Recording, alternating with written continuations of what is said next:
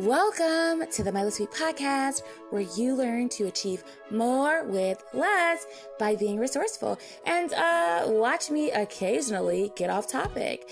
Let's get into the show. Hello. What's up, everybody? All right. So you are curious about why no one's buying your product. And there's a couple reasons that there could be just off the top of my head. I'll give you a couple. One could be that no one wants the product, right? Like it's just something that no one wants. Like let's just say you're selling vomit. No, thank you, right? So is it a product someone wants? The other question could be, do they understand what it is? Do they understand how it could help them? So these are some reasons that people might not be buying your products. There are more, right? It could be packaging. It could be delivery. Maybe you don't have any reviews, or maybe there's just like a lack of trust somewhere. And so with that, they just say, no, thank you. The two things we're going to talk about are from Marketing Made Simple book by, I forgot his name, Donald Miller. Let me look it up really, really quick. So it's by Donald, let's see.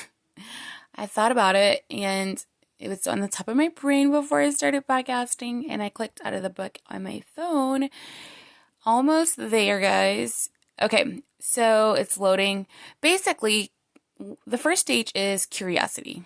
Is someone, so I think it's by, Donald Miller. Awesome. Okay. And with Dr. J.J. Peterson. So I don't know if you've heard of him, but he is the author of like Story Brand and basically teaches you how to help your client or customers be the hero of their own story by using your product or services to be a solution for their problem. So the two, he lists multiple stages, but the two I really want to focus on, I think are really, really, really important, is curiosity and enlightenment. So basically, if your customer or client or consumer is not curious at all about your product or your service, they're not going to wonder about it anymore. It's kind of like he used the analogy relationships and dating, and it's very similar to that. But it's also similar to just like why we scroll endlessly on social media, curiosity. And it's like there's just new things to be curious about.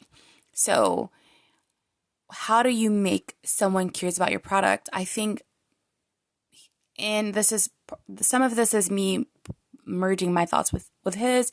So, I'm not taking credit for these, organic ideas or the way that you're hearing them, but is your message clear? I was going to say messy. Is your message messy? So that question works too, but is it clear? Does the customer, consumer, client understand what you actually do? And so I'm learning that and putting that into practice myself is, is it clear what I do? Is it clear how I can help people? And is it like quick? Like, can they understand it quickly? Like, hey, I am a, engineer that likes to help people code things on the internet that creates these non-fungible tokens. And you're like, what do you do? Like, that's way too long. I don't even know what that is. Like, what words are those, right? I know those are, but like maybe you don't know what those are. You just want like something really quick. Like, hey, I help people make NFTs. What are NFTs? I make awesome NFTs. I make NFTs simple. NFTs coded, seamlessly. You're like, oh, well, what are NFTs? NFTs are X, Y, and Z. What are they? I think it's non-fungible tokens. Yeah.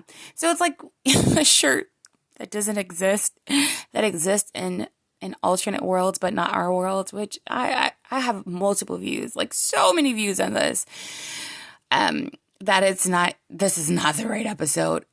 So it basically, is it clear what you do? Is it concise? And can they understand how you would help them?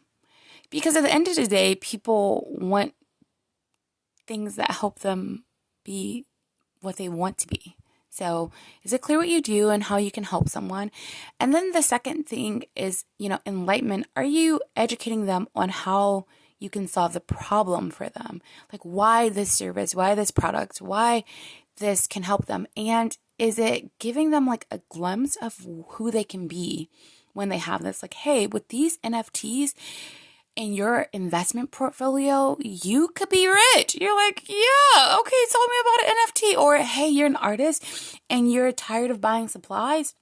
Let me show you a way to make the world a more horrible place and, be less eco-friendly, but your art exists in an alternate world. You're like, yeah, show me because I don't have to buy supplies anymore. Forget the universe and all the things that might be healthy for it.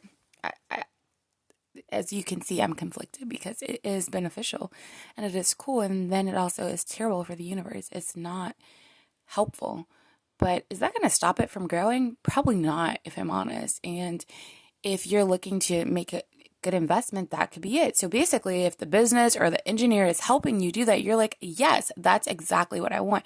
I am an artist and I want to make work that stands out, but I'm tired of paying for supplies. So I want something that's scalable and that maybe is also scarce, scalable and scarce. Oh, wow. That is what would attract a customer to build a relationship with you. So I would say the first two steps is, are they curious? Is your messaging clear? And are they understanding what problem you are helping them to solve and getting a glimpse of the person they'll be with this solution? I think that's really key because at the end of the day, they don't know you. They just know what they may want. And if you're offering it, then they want it from you. And that's it. So if you're looking at like the 20% that you could take from this, which is, this is how I assess things too, is I kind of come up with, a 1 page. Sometimes if it's something like this, I might force myself to do a fourth of a page. Like just what can I fit on a fourth of a page that makes this abundantly clear in person, abundantly clear online? I'm really good in person. Online, I'm actually not so good, right? So that's somewhere where I'm working on having better clarity, where I'm making it very easy for people to understand because I know who I am, but I also need to make that not confusing because what happens when customers or clients or consumers are confused is they just say no. If they don't get it and they have to work to understand it, it's like, I have a nephew who says, like he goes to school, right? And when he's not in school, he's like, you're like, if you're trying to teach him something that he does not want to learn, he's like, I'm not in school. I don't have to learn today.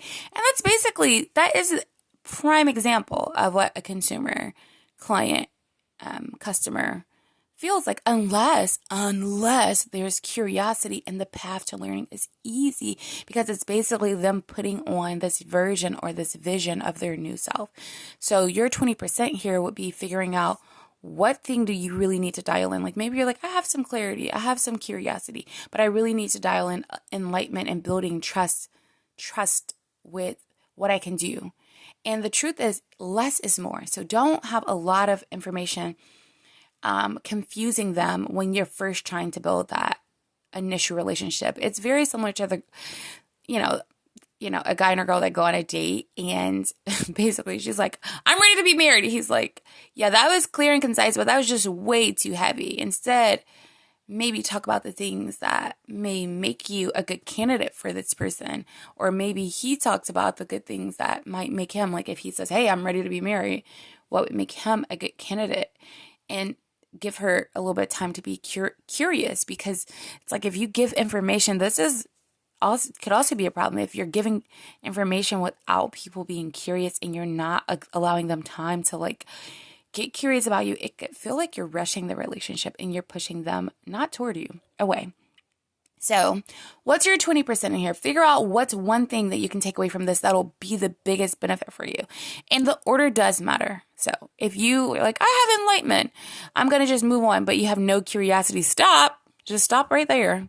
Focus on your curiosity. If you have none of this, focus on the curiosity.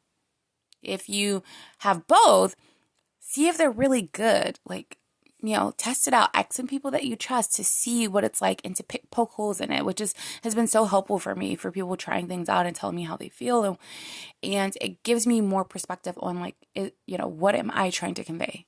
All right, that is all. I hope you are well. Hope you're enjoying the weekend. And if you're not listening to this on a weekend, I hope you're enjoying it wherever you are.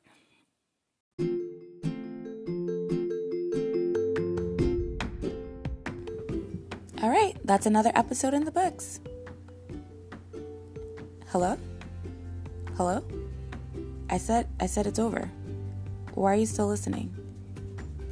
Like, seriously, the episode is over. If you're still listening right now, you know what? You're probably a chronic procrastinator. Guess what? I'm still listening to. Come on, for real, seriously. We gotta go do something productive. No, like, for real. No, for real. Okay, you can keep listening.